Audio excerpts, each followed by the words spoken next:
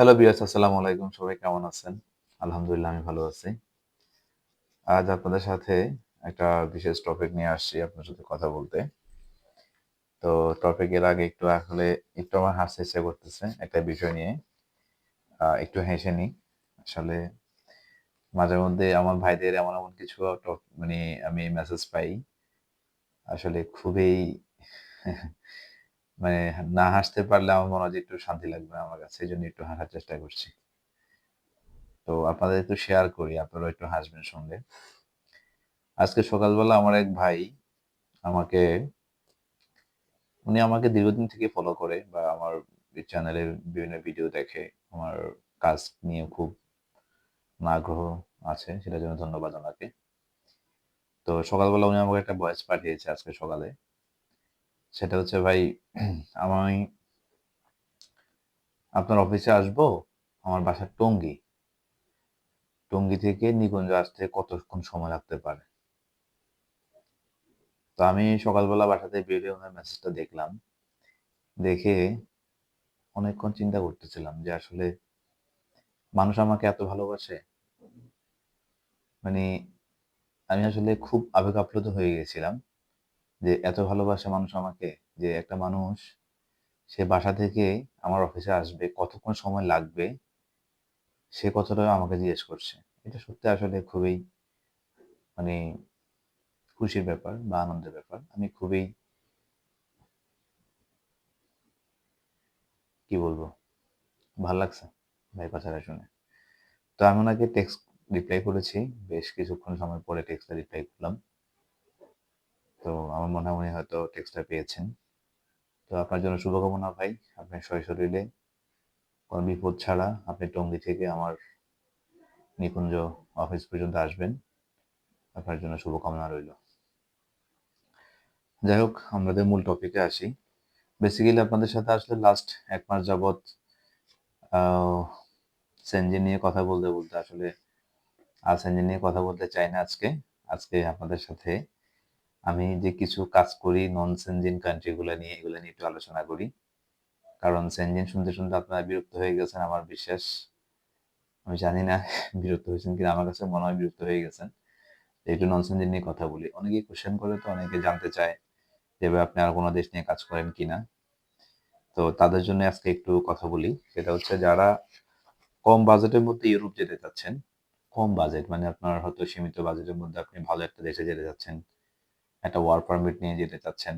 সেজন্য আসলে কিছু দেশ বর্তমানে বাংলাদেশে ভিসা দিচ্ছে, এমপ্লয়িদেরকে ভিসা দিচ্ছে। তার মধ্যে সবচেয়ে বেশি ভিসা দিচ্ছে হচ্ছে সার্বিয়া। সেটা আপনারা সবাই জানেন। আমি আপনাকে ৪ টা দেশের একটা ছবি দেখাই। এটা আমি গতকাল যেমন আমার পেজে দিয়েছিলাম। যারা আমার পেজ ফলো করেন তারা দেখছেন হয়তো, এই যে সার্বিয়া, নর্থ ম্যাসেডোনিয়া, মলদোভা এবং নতুন করে আমরা যেটা এড করলাম সেটা হচ্ছে আপনার বসনিয়া। যে বসনিয়া নিয়ে অনেকেই আমাকে আগ্রহ দেখিয়েছেন, বাট আসলে আমি ওইভাবে কখনো আগ্রহ দেখাই নাই। কারণ বসনিয়া আমার যে লয়ার, ইমিগ্রেশন লয়ার, উনার সাথে আমার বেসিক্যালি একটা ভালো একটা ডিল হয়েছে গত সপ্তাহে। তো ওই ডিলের মানে ডিল হওয়ার পরেই বেসিক্যালি আমি বসনিয়া নিয়ে আস্তে কাজ শুরু করব চিন্তা করতেছি। আর আরেকটা কথা জানাই রাখি সবাইকে। অনেকেই, আমি জানি না এটা আমার বলা ঠিক হবে কিনা। অনেকে নন সেনজেনে ঢুকে মূলত আসলে সেনজেনে যাওয়ার উদ্দেশ্যে।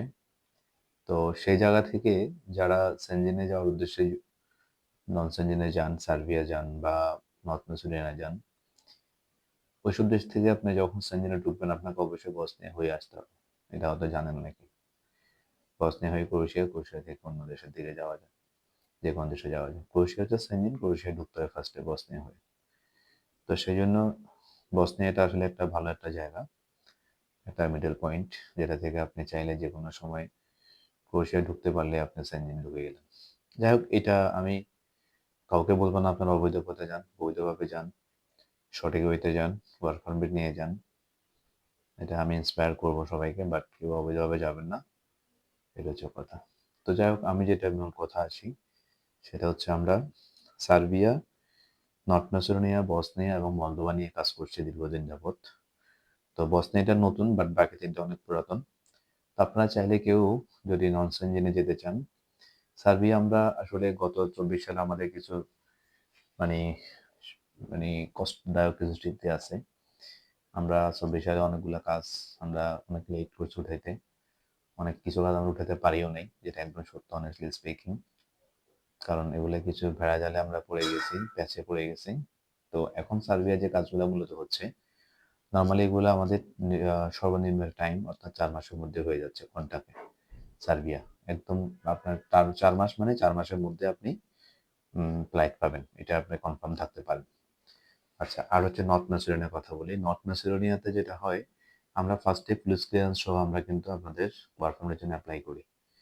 করার পরে ওয়ার্ক পারমিট আসার পরে নর্থ ম্যাসেডোনিয়াতে আমরা শুধুমাত্র ইন্ডিয়াতে পাসপোর্টটা পাঠাই একটা স্টিকারের জন্য। মূলত নর্থ ম্যাসেডোনিয়া যারা কাজ করেন বা যারা ফাইল দিয়েছেন তারা জানেন, নর্থ ম্যাসেডোনিয়ার পারমিটটাই কিন্তু মেইন। পারমিটটা যদি সঠিকভাবে আসে আপনার, তাহলে 100% ভিসা হবে। এটা কোনো মিস নেই, হ্যাঁ? আর ওই পারমিটটা আসলেই আমরা পরে শুধু ইন্ডিয়াতে এম্বাসিতে পাঠাই, শুধু স্টিকারের জন্য, যেটা খুবই কম সময়ের মধ্যে হয়ে যাচ্ছে, হ্যাঁ?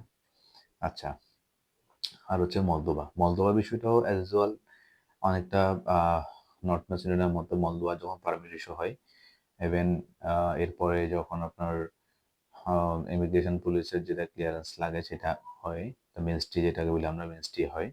হওয়ার পরে ভিসা 100% হয়। এটা মিস হয় না, একেবারেই মিস হয় না।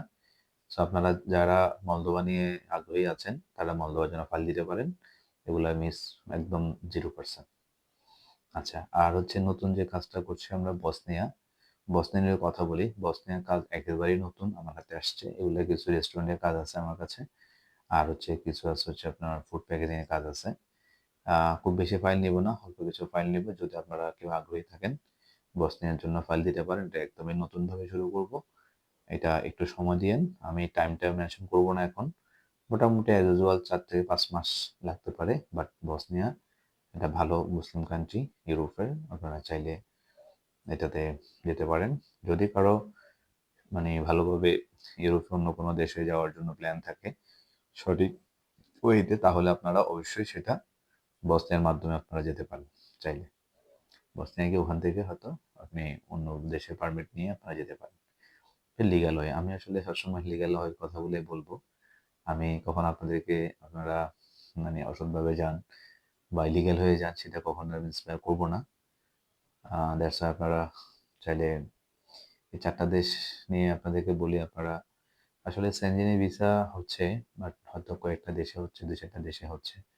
বা একটু কষ্ট হয়ে যায়, ইন্ডিয়া যাওয়া আসা অনেক ঝামেলা হয় ভিসা পেতে। বাট আমার কাছে মনে হয়, যদি আপনারা ইন্ডিয়ার এই ঝামেলাটা না পোহাতে চান, কম সময়ে এবং কম খরচে আপনারা নন সেনজেনে যেকোনো একটা দেশে আপনারা ইউরোপে ঢুকতে পারেন। এরপরে আপনার মতো করে আপনি অন্যান্য দেশে যাওয়ার চিন্তাধারা করলেন বা আপনি ওটার প্রসেস করলেন।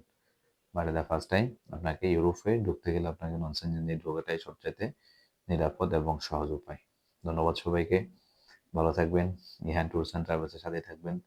আপনাদের আস্থা এবং বিশ্বাস নিয়ে এখনো আছি। ইনশাআল্লাহ থাকবো। সবাই দোয়া করুন। আসসালামু আলাইকুম।